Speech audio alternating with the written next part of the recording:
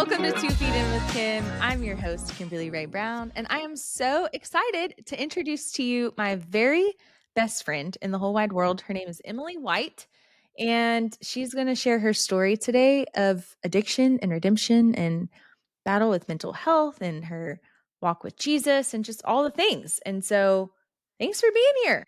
Yeah, This was supposed to be our podcast. it was.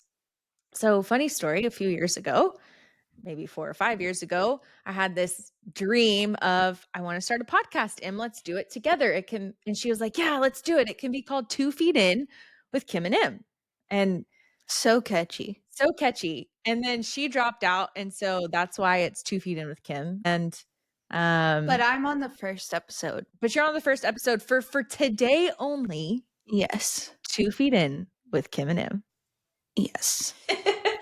And I'm excited because 2 Feet In originated with a conversation that we had Yeah. a little over 6 years ago. And so I'm excited to share that with everybody. So they get to know who you are a little bit and your story and like why the podcast is called what it is. Yeah. So let's just dive in. Okay. Take me back to the beginning. Like where does this journey start for you? It's always weird to start from the beginning because it's not really possible because I don't remember the beginning. But like everyone else, I was born. And I have an older brother. He's 3.5 years older than me.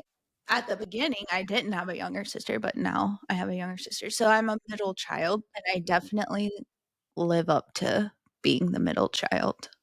So you're the stereotypical middle child. What does that mean? Like what characterizes a middle child typically?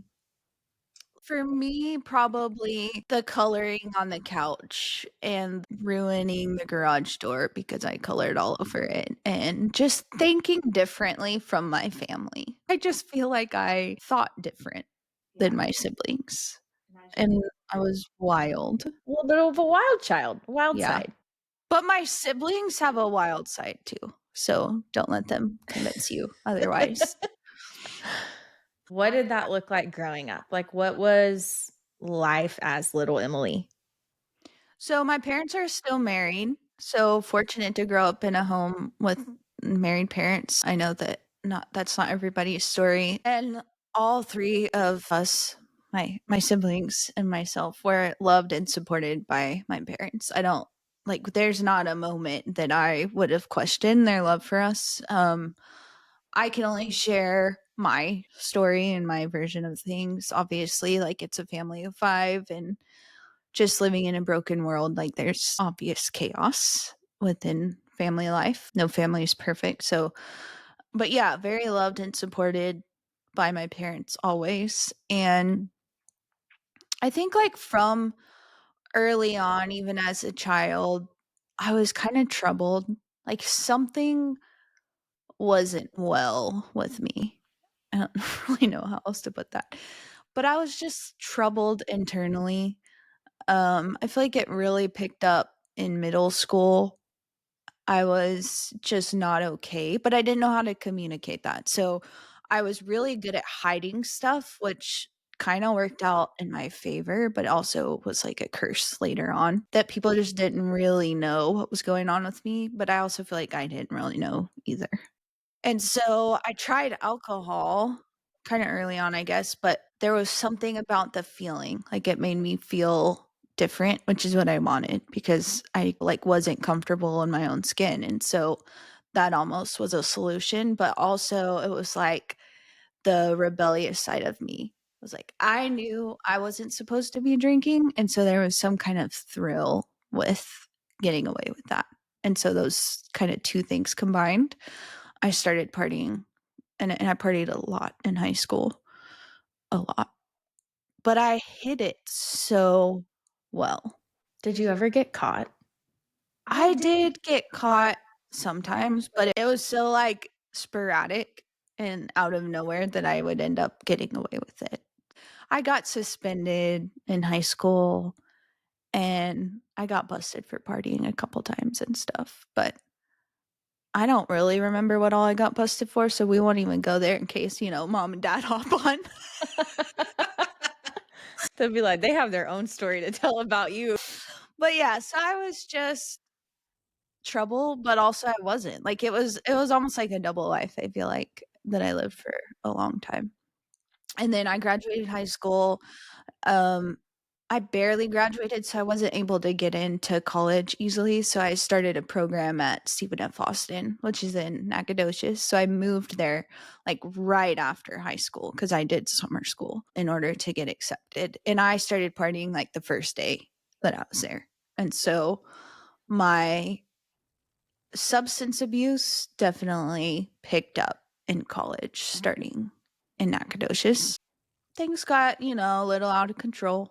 And so there was a mutual agreement about a year later with my parents and myself that this wasn't working out. I had ended up in the hospital a few times and just was in trouble. And so my mom's like, "Hey, like, you're not gonna keep going there." And I agreed. I mean, I was worn out from myself, I think. And so I transferred to UNT and didn't. And my mom was like, "You should find a nice Christian roommate." And that honestly sounded nice, at this point because of all the chaos. So Do you feel like you were running away from the Lord at that time? Or like, mhm. what was your relationship with God like during your high school, like early college years? Yeah, I was really fortunate to have heard the gospel from my parents, from my grandmother.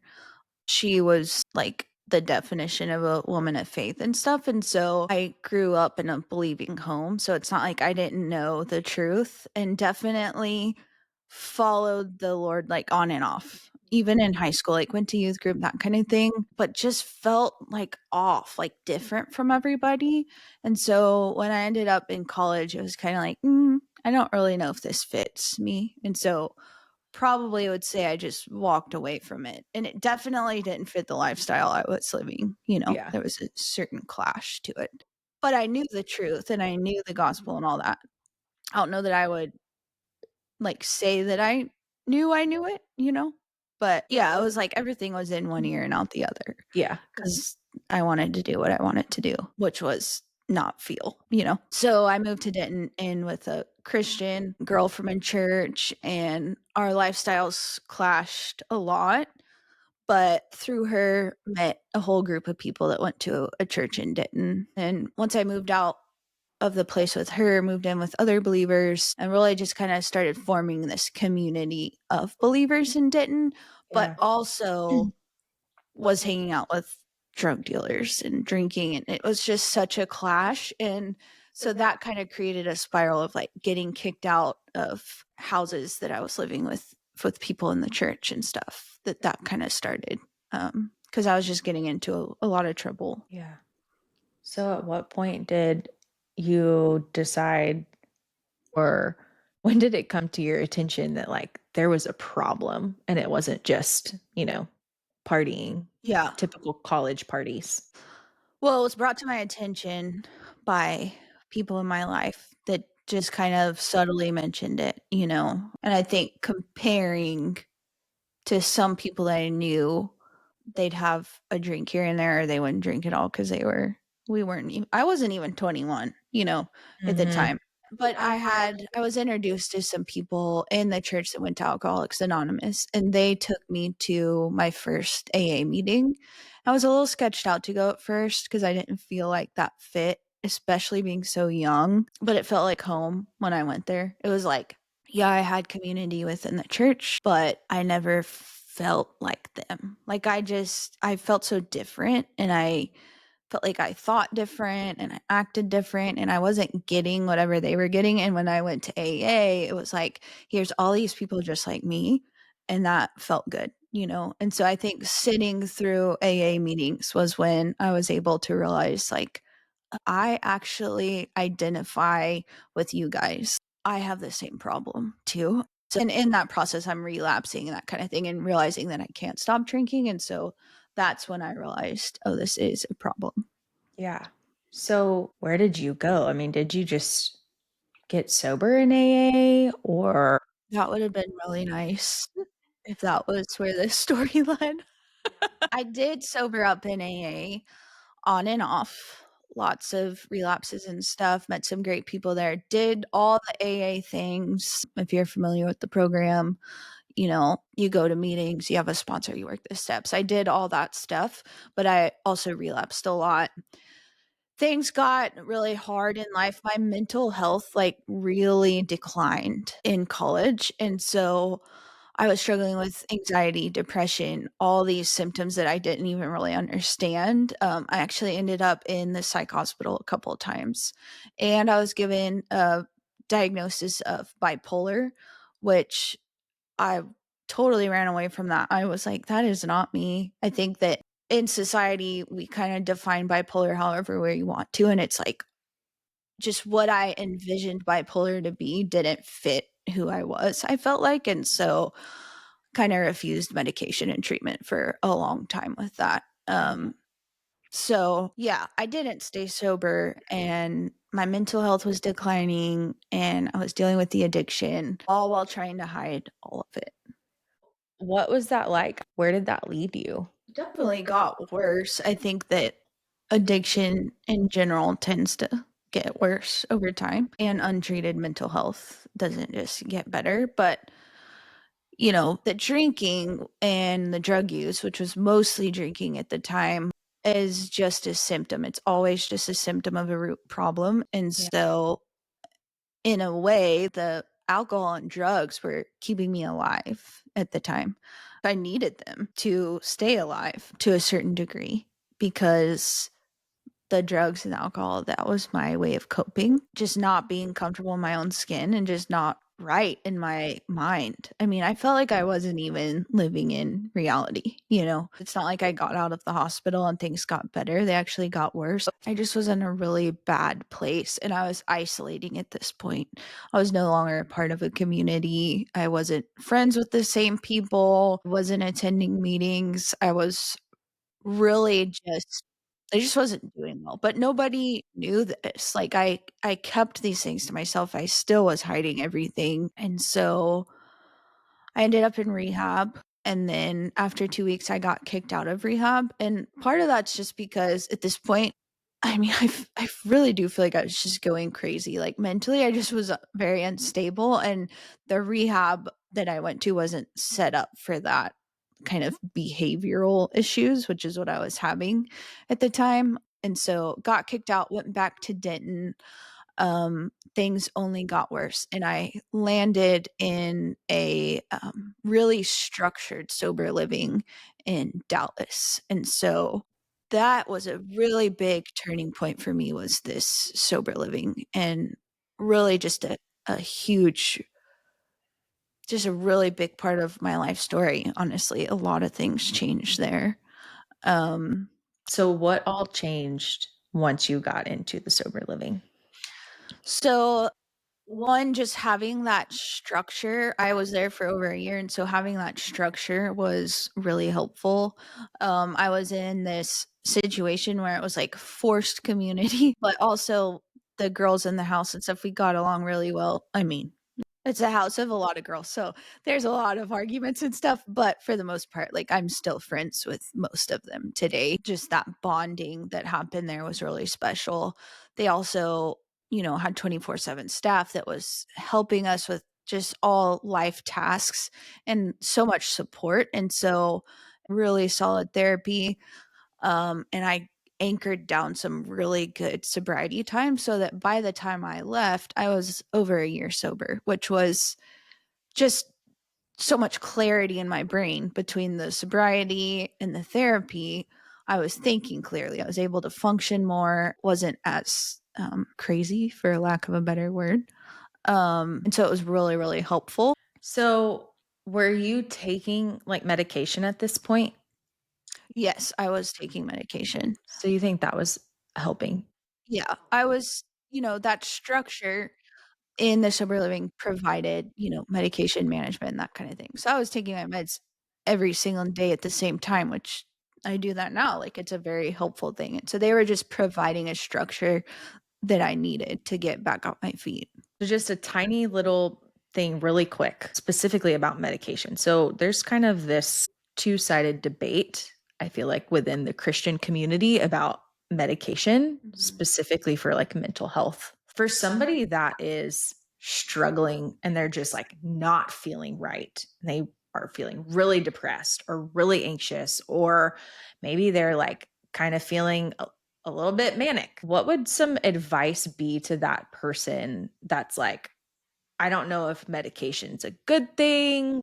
Shouldn't I just trust God and he'll heal me? Or what are some just kind of next steps or encouragements for somebody that's kind of going through that right now? Yeah, I think that um the biggest thing is that God gave us tools and resources and we're allowed to use them. And so when it comes to medication and that kind of thing, it's you know, it's it's okay. Like when you're sick, you take medication. I mean, not everybody, but most people. And it's the same way. And the first step to that is finding a good psychiatrist or doctor to prescribe the medications. Cuz yeah, the medication is not like the end all be all. That's not going to fix everything, but if you can go and kind of get an aid to help balance out those chemicals in your brain that are a little out of whack, that can help you work towards your goals or work towards functioning well, I think it's a great thing. Finding a good doctor is the first step, having community around you as you make that transition too. Okay, that's super helpful. I think that that's great. Yeah, so the sober living provided that structure for the medication and stuff and Yeah. all that. But, once I transitioned out of the sober living, yes, I was functioning better. Yes, I had gotten a lot of help. Yeah. But I was doing everything, these 12-step programs tell you will keep you sober, and I relapsed. And Mhm. after having, I think at the time I had like 15 months sober, after having that much time and after going through all I had been through to get there, it was just, I mean, it just rocked my world. Um, because I didn't want to have to do it over again. And I didn't want to have to keep doing this my whole life. And so the purpose of AA and the purpose of the 12 steps is to bring you closer to your higher power.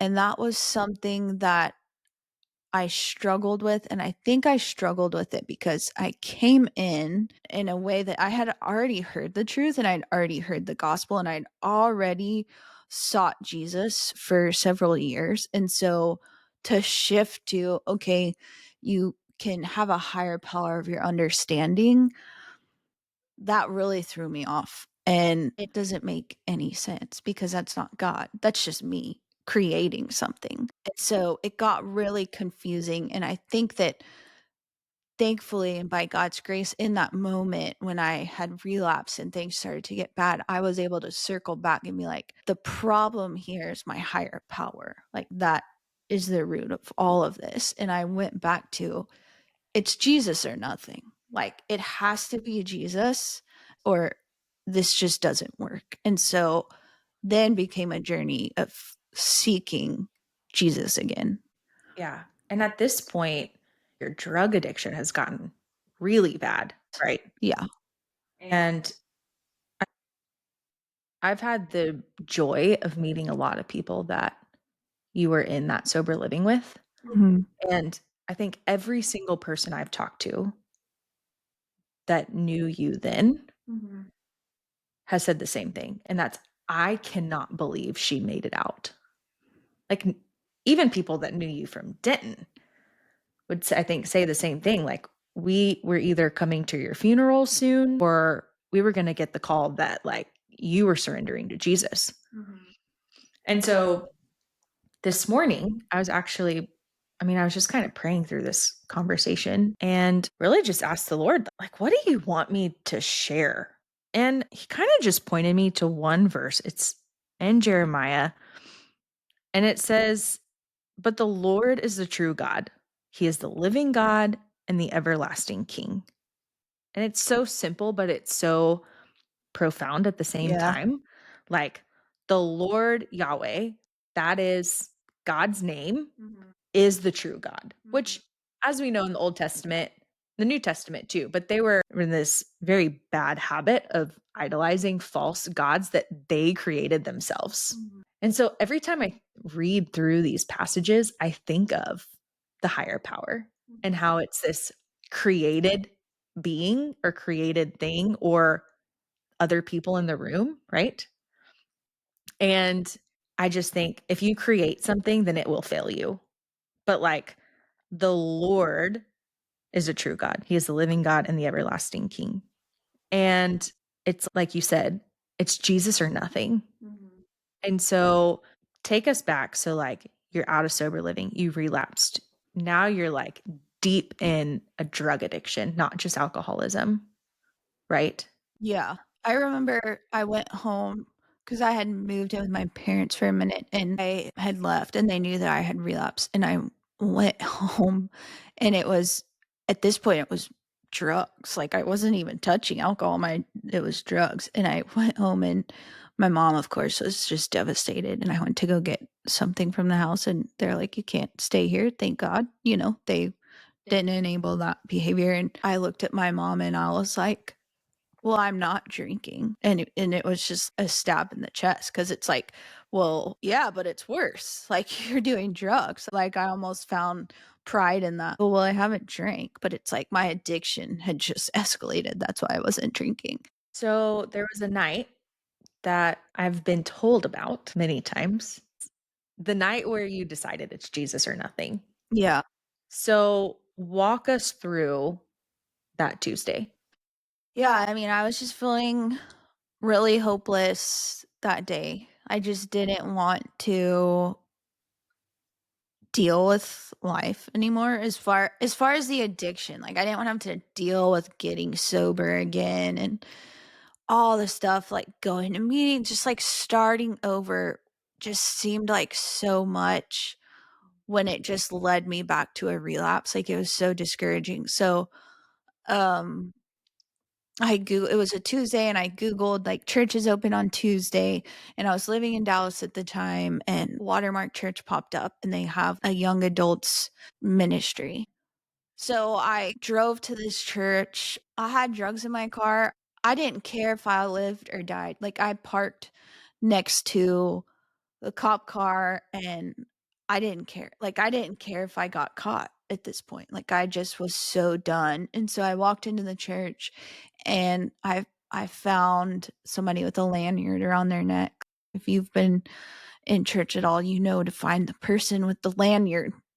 So I went and found just this sweet girl and I walked up there and was like, I need a miracle with some other choice words in that phrase. And like, I need it now, and she's sweet and thankfully went and got somebody else and they came and basically people just surrounded me and pointed me to a 12-step ministry in that church. They prayed for me in that moment, that kind of thing. And, they encouraged me to go listen to the message, all that. I was like, no, like I'm not here for that. I want a miracle. Like I've done this whole go to church thing before. I've done all the stuff. I just need the miracle right now. Like I wanted it so bad. And so really grateful for that night because it was a huge turning point for me in my walk with Jesus for Yeah. sure. So I'm like trying not to tear up, but I am because for the first time in 6.5 years, I've never thought twice about the fact that you said need a miracle and the fact that I call you a miracle all the time. And so I don't know, just something about that just like makes me tear up a little. Because you are and like you're literally a walking miracle. Um and I was thinking about that this morning, how God is in the business of miracles. And like as I was kind of journeying through the Old Testament this morning, I was looking at Exodus and how God saved the Israelites from captivity. And, I'm not trying to say that like we're all a slave to something. And no, I think that they were, it's a historical narrative. But Mhm. anyway, so we can learn something from that. We can learn that God is a God of miracles. Like he parted the Red Sea, he spoke out of a burning bush. There's so many God-sized miracles in the Bible, but those are just a couple that I read through this morning. And it was like, he's the author and the creator of the world. He created you. He's the creator of miracles and performs them all the time, big and small. But I don't think any miracle is really small. I think they're all grand. And then he keeps his promises. He's faithful. And there was something else I kind of forgot, but I don't know. It just kind of like hit home all of a sudden that like Yeah. the same God that's created the world that, and you walked in and said, I need a choice word miracle Mhm. to now you're a walking one. So anyway, so you mentioned a 12-step program. This isn't AA anymore. No, it's not AA. I started going to a Christ Center 12-step program at that church called Regeneration, and it's a great program.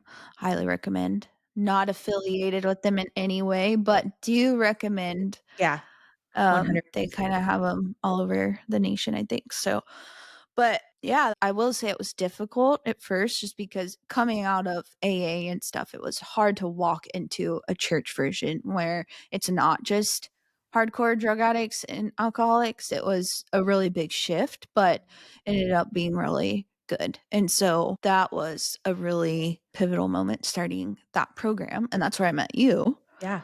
I remember that first night.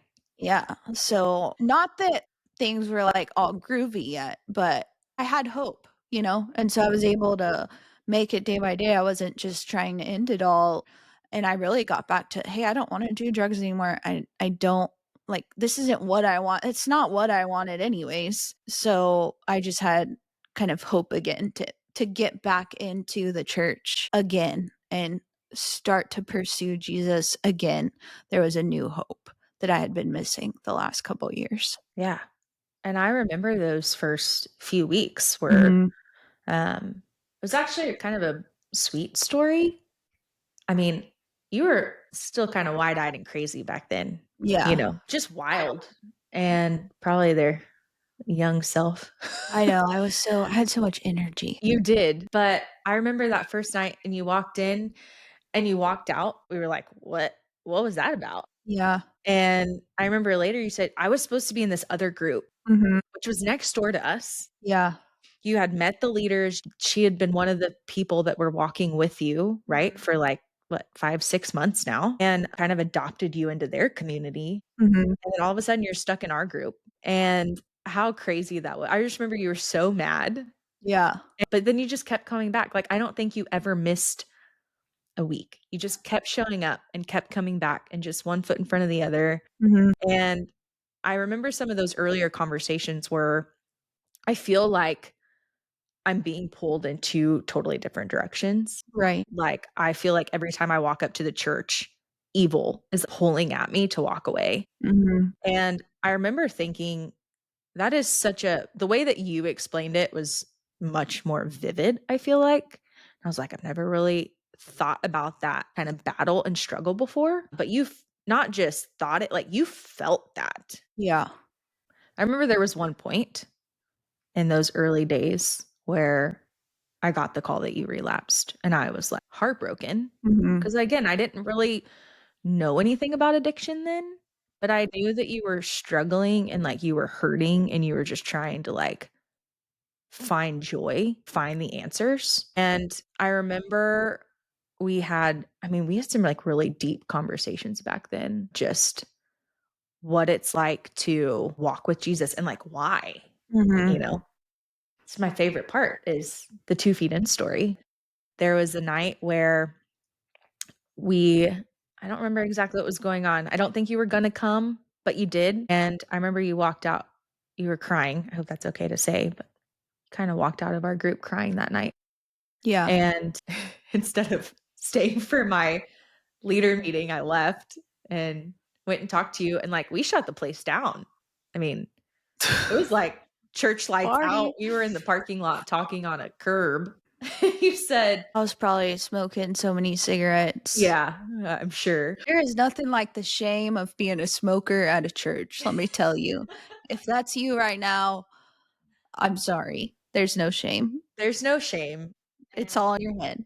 So I remember we were sitting out in the parking lot and you're like, "Hey, I need to go to my car to get some stuff. Will you come with me?" And I was like, "Sure." Which at this point, we had only had few conversations outside of group. I was a little scared of you. Yeah, I'm pretty scary. I mean, now I know you're just like a teddy bear. But back then, it was probably the tattoos. Which, Ain't like, it's funny because the tattoos intimidate people, and it's it's a like a goldfish. fish. It's a Which goldfish in a campsite. y'all, she has a goldfish with a shark fin that says "Be brave" on it, and, like, a globe and a handful of other just random tattoos, but I think it was more your demeanor back I know. then. I'm a mean goldfish. And so I remember we walk over to your car, and you're sitting there probably smoking another cigarette. It's probably why we had to go over there, probably ran out or Probably, something. yeah. And, I think you probably asked some question like, "Why isn't this working?" Mhm. Or some form of that. I don't really remember. Yeah. And all I remember is I stood up and I put 1 foot, so we're in the parking lot, and I put 1 foot on one side in one parking space and 1 foot in another parking space with the line in the middle. And I said, "Part of the problem is you're 1 foot in and you're 1 foot out." And I remember you got so mad. And you were like, "What do you mean I'm only 1 foot in?" So I quickly moved my foot. I'm like, "Well, maybe like 1.5 feet in." And I was like, "But you gotta be," and I just stepped in the parking space. I was like, "You gotta be 2 feet in. You gotta be 2 feet in with Jesus." And you were like, "Nah." That was kinda the end of it. Yeah. You kinda got, mad, smoked your cig, and then we left. And that was a Tuesday. The next day, you went to Austin? Yeah, I was conflicted. Tell me about that. What was that It like? was, like, upsetting because I think that it was, like, calling me out. Like, it was like, I felt like I had been following Jesus or something because Mhm. I knew who he was, and I had done the whole church scene so many times and done all the things, and Yeah. so I was a Christian, and so you offended me by saying I'm not 2 feet in, but also, like, I knew that I wasn't because I went back and forth to whatever I wanted, or I wasn't ready to fully surrender because I knew what that looked like. Then I went to Austin because it was a friend's birthday. She was into sober living in Austin, and I was sick of Dallas. Like, I felt like all of a sudden I wasn't understanding region. It was just this nonstop cycle that I was always in. And so I hit a I'm tired of this phase, so I'm just gonna run away, which is what I did. And Austin was a place that I did that often. It was close enough, and so I ran away to Austin a lot. So I went to Austin, drank the whole way there, which I hadn't been drinking. So that was kind of a bummer of a relapse there.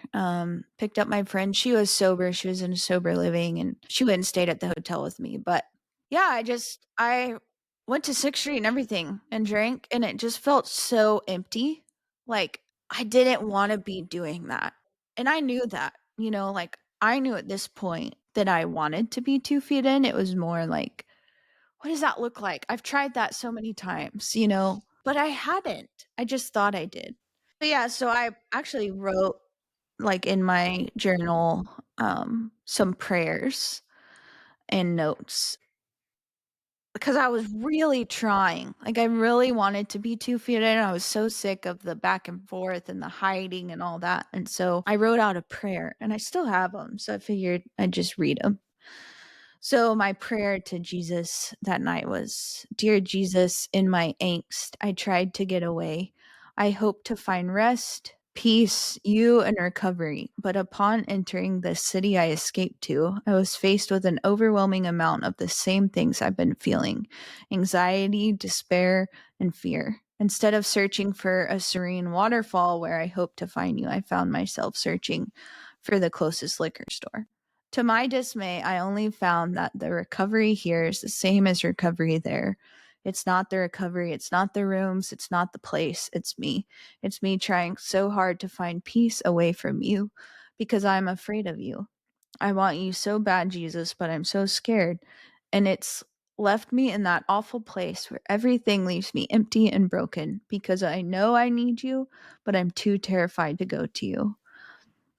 I can't surrender. I can't do it. I feel like I will die before I put 2 feet in.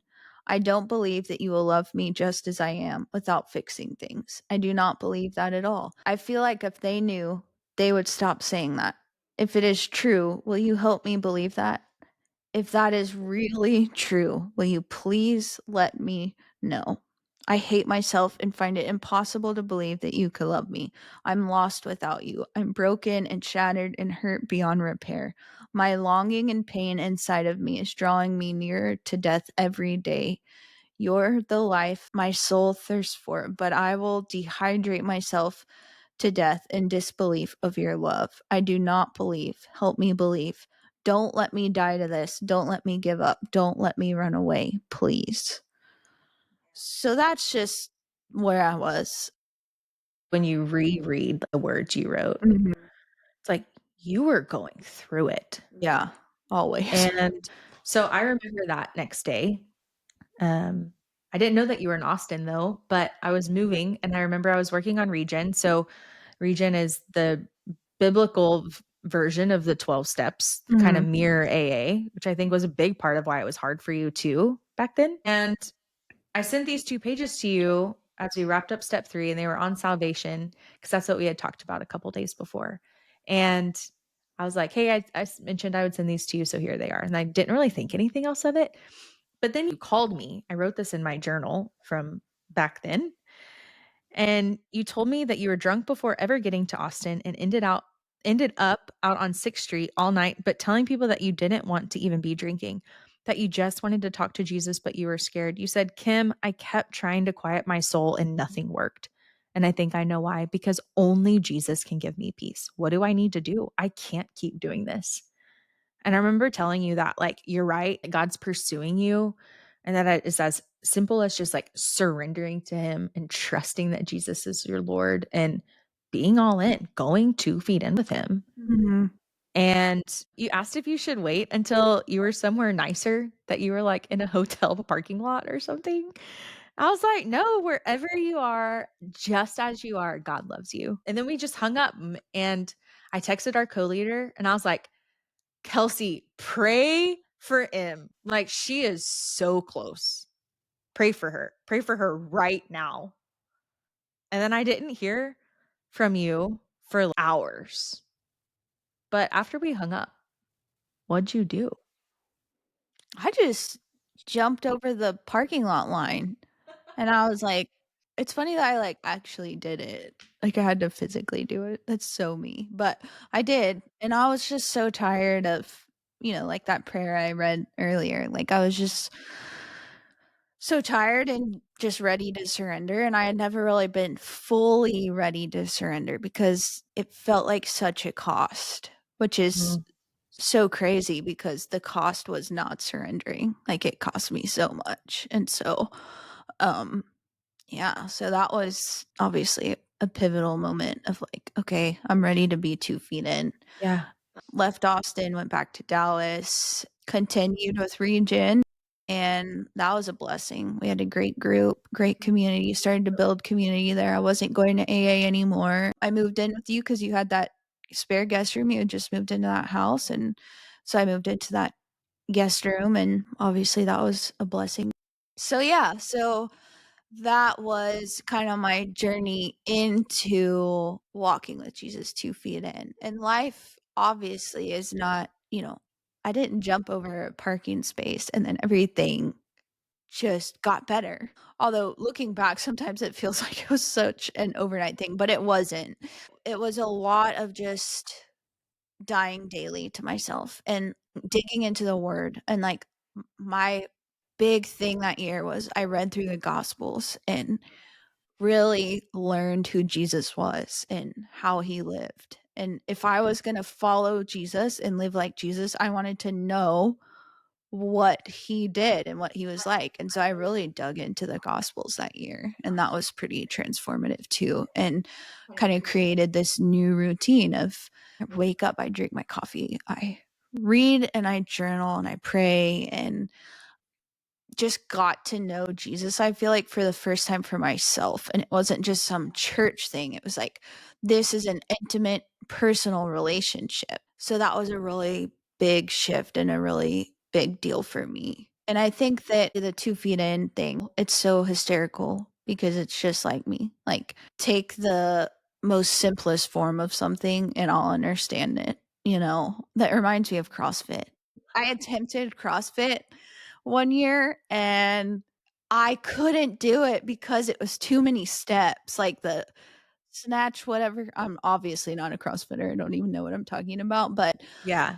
it was like the coach was like, do this, this, and this. And it's just so easy. And everyone got it. And it's like, no, that's too complicated for me. You need to break it down. And that's what the parking lot thing is it was like, well, first of all, I was just ready. Like, I read Mark 4 yesterday, and it was talking about the parable of the sower, and which that parable is really talking about the soils and the hearts in that, but just kind of looking at it from a different perspective, it just reminded me of how many people planted seeds throughout my life to get me to the 2 feet in part. It started with my parents and my grandmother.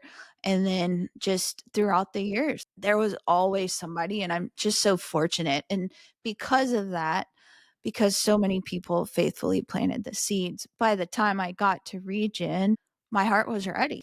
It was ready to receive it. And so the simple image of surrendering 2 feet in was finally doable. I really love that.